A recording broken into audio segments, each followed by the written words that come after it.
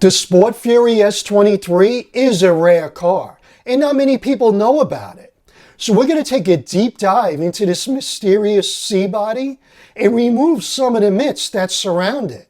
One of the main reasons why it's so rare is because it was only produced for 1 year, which is 1970. The S23 was an available option on the Sport Fury, and only 689 of them were produced. So we're going to examine everything about this car, including the code you should find on the fender tag and the available VIN numbers. So let's go check it out. Starting with the exterior, we have the strobe stripes, which are reflective. They start at the front of the fender and run down the side of the car and wrap around the trunk lid, across it, and back around the other side to the front. The S23 badging can be found at the front of each fender and under the Sport Fury emblem on the trunk. The hood also came with its own stripes along the top of the twin bulges. The S23 did not come with the bright exhaust tips. They only came on the GTs.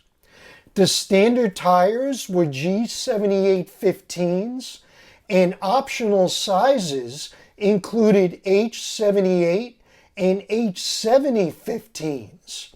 By the way, fender skirts were optional on the S23, but only with the smaller G78 tires. The 15-inch rally road wheels were standard, and the chrome-styled road wheels were optional. Moving into the interior, it really wasn't any different than any other Sport Fury.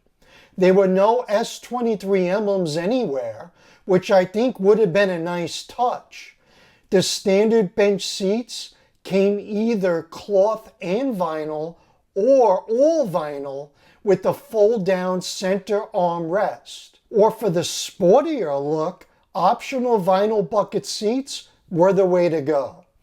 Along with those buckets, a center console was also available. The extra cushiony Brougham seats were also optional.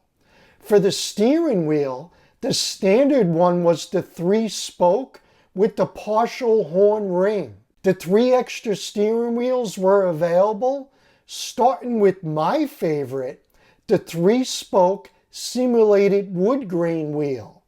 The other 2 wheels were 2-spoke rim blow. One of those was slightly different if you ordered the tilt wheel. Now let's examine the heart of the S23, the engine and drivetrain. 3 engines were available, starting with the 318 2-barrel, and that was the standard engine. It had 230 horsepower and 320 foot-pounds of torque. The next option was the 383 2-barrel, known as the Commando, which had 290 horsepower and 390 foot-pounds of torque. The last option was the 383 4-barrel, otherwise known as the Super Commando. It had 330 horsepower and 425 foot-pounds of torque. The type of transmission was dependent on the engine. The 318 came standard with the 3-speed manual, and the 3-speed torque-flight automatic was optional.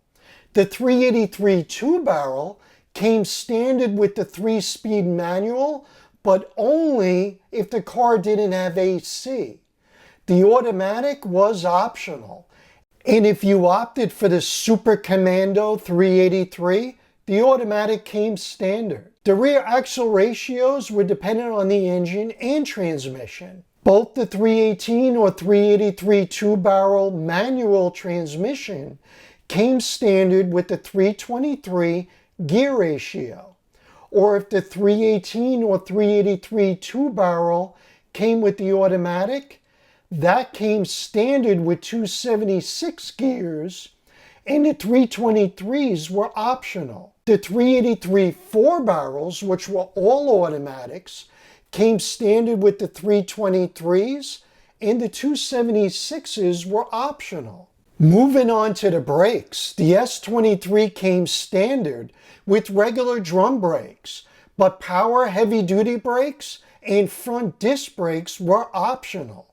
For the suspension, a front sway bar was standard, along with the standard suspension, but the heavy-duty suspension was optional. So many people ask, how to identify a factory S23 car? And the easiest way to identify one, besides the body markings, which you never want to rely on alone, is the fender tag. On it, you'll find the code A51, which is unique to the S23 option. As a side note, the GT code is A52. All the VINs start with the letters PH. P for Fury and H for High Class. They are followed by the numbers 23, meaning two-door hardtop.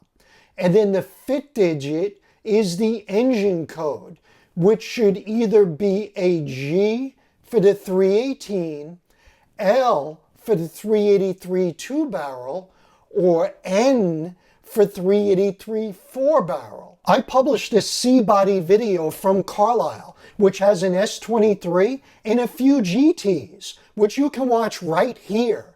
Don't forget to subscribe, and I'll see you in the next one.